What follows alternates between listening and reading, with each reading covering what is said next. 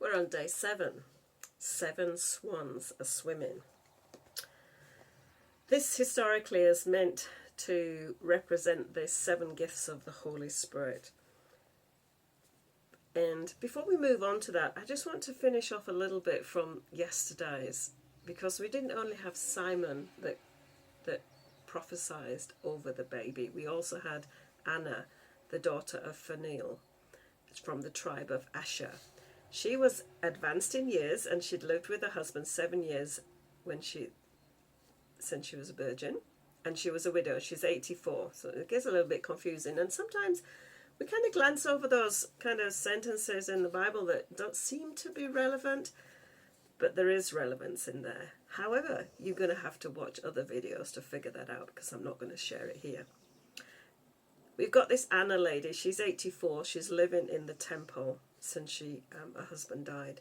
She's worshipping and fasting and praying night and day. And she just happens to come to the temple also at the very hour that Mary and Joseph bring the baby. And she begins to give thanks to God and speaks of him to all who are waiting for the redemption of Jerusalem.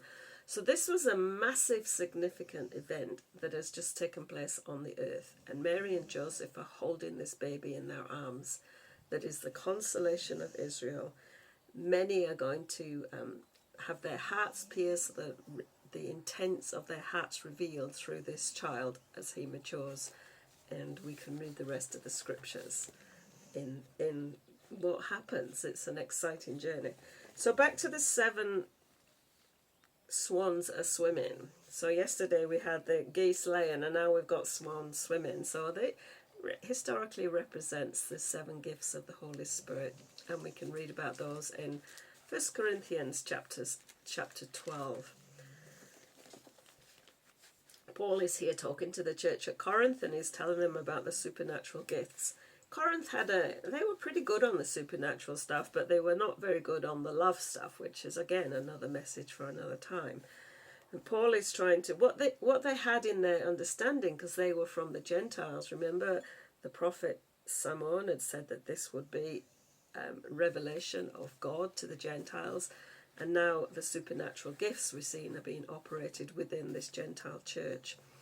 But they had kind of split the Holy Spirit up into separate spirits, spirit for this, spirit for that, spirit for the other, because that was what they were used to. That was their culture, that everything that happened within nature was under the control of one of their gods.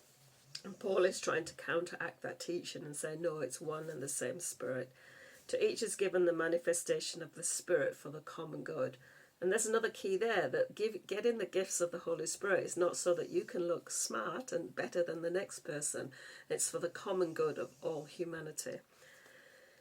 For one is given the spirit of utterance of wisdom, to another the utterance of knowledge according to the same Spirit, to another faith by the same Spirit, to another gift of healings by the one Spirit, to another working of miracles, to another prophecy, and to another ability to distinguish between spirits, to another various kind of tongues, and to another the interpretation of tongues. These are all empowered by the one and same Spirit, who apportions to each one individually as he wills. So those are the 7 gifts of the Holy Spirit, and we've got today's is 7 swans are swimming. So that's the desire for God, that every believer would have these gifts operating in their lives. And some of them we won't operate in a huge way, some of them we will. So bless you heaps. Wait for tomorrow.